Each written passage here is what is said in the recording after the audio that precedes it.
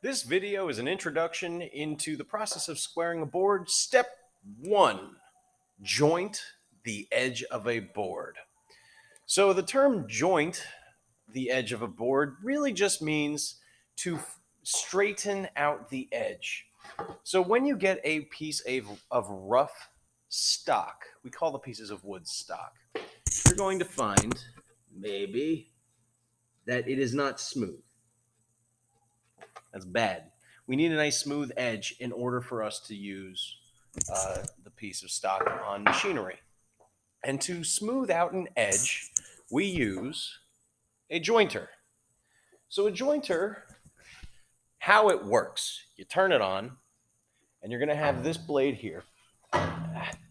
There is a blade here, and this spins incredibly fast. There's actually two blades on this one. What you're going to do is you're going to start by taking your piece of stock, and just so you get the basic operation.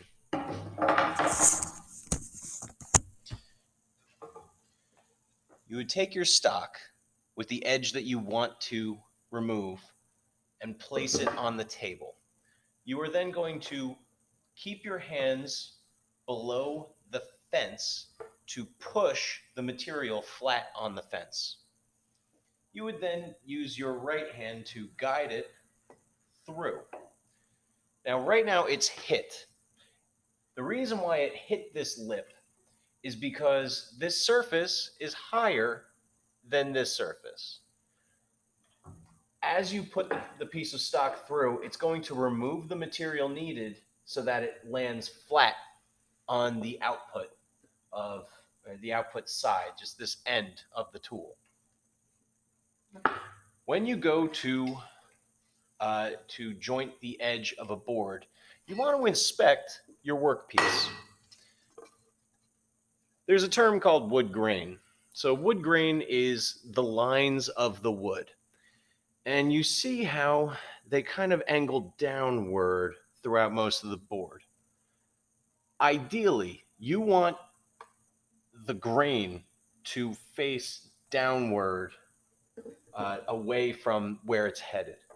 Why? Because wood fibers are just like a bunch of packed straws together.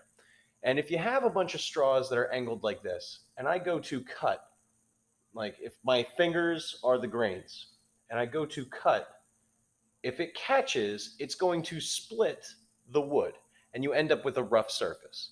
If we cut from the other direction, this way, it's going to just give a little haircut. So it's going to be nice and clean. So we inspect our wood, we check the grain, see if we can have a smoother pattern. We also check for knots. Now, knots are incredibly dense and they don't cut smoothly. They could catch the blade and take out a chunk. It could fly out and become a hazard. So you want to be cautious of knots. If this piece of wood were to be put through the jointer, I would want to see if I could use the other side or if I could just cut the knots out. You would do a rough cut and just get the general length that you need. This tool also has some adjustments that we won't really be playing with in this class. Now you can adjust the depth of the cut. To do this, you would unlock by loosening, and then there is a wheel that you spin, and it's going to vary in very small increments. It's going to lower the table. That's how you would adjust it. We won't be doing that for this class.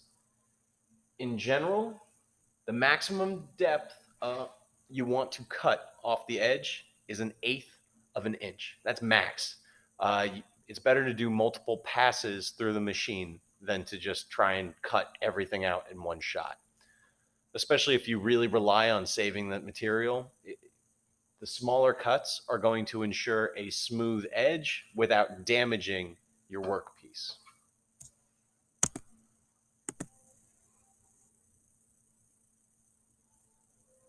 Oh, I started. I apologize.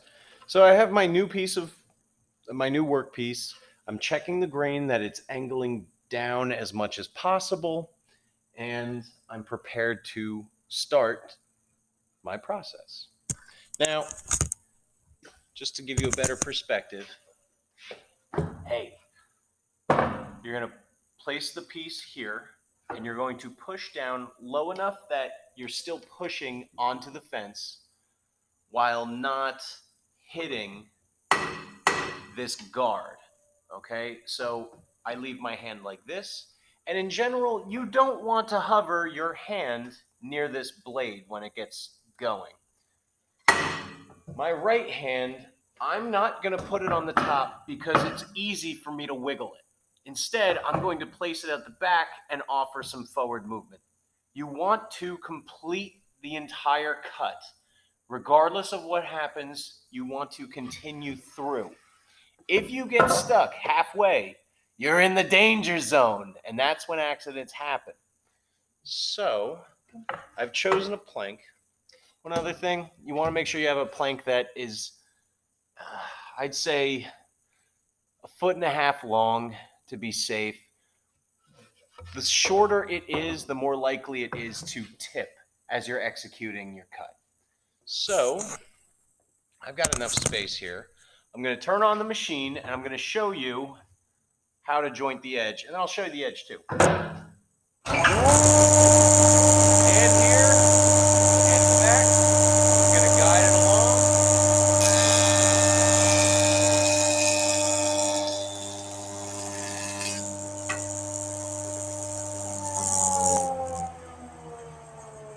You turn off the tool when you're not using it. You can leave it on if you're going to do another pass, but to check that, this is the side we just cut. I'm going to run my finger along it and feel for it to be smooth. I did a good job. It's smooth all the way through. If I find that it's not smooth yet, do it again. In the end, you want to have a surface that is so smooth that when you place it on a fence, there is no visible gap.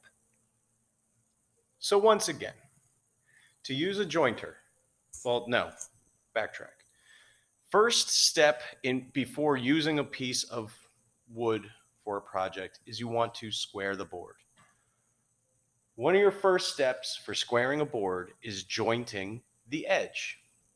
Before you joint the edge, inspect the piece of wood to make sure it has no knots in the way, to make sure it's long enough, and to make sure that the grain goes down so it doesn't knock any extra pieces out. When you turn on the machine, your workpiece should be flat on the surface, the fence, and your hand should be above the guard but pushing into the fence. You never remove your hands halfway through. Send your workpiece all the way through and execute the cut every time. Stay safe out there.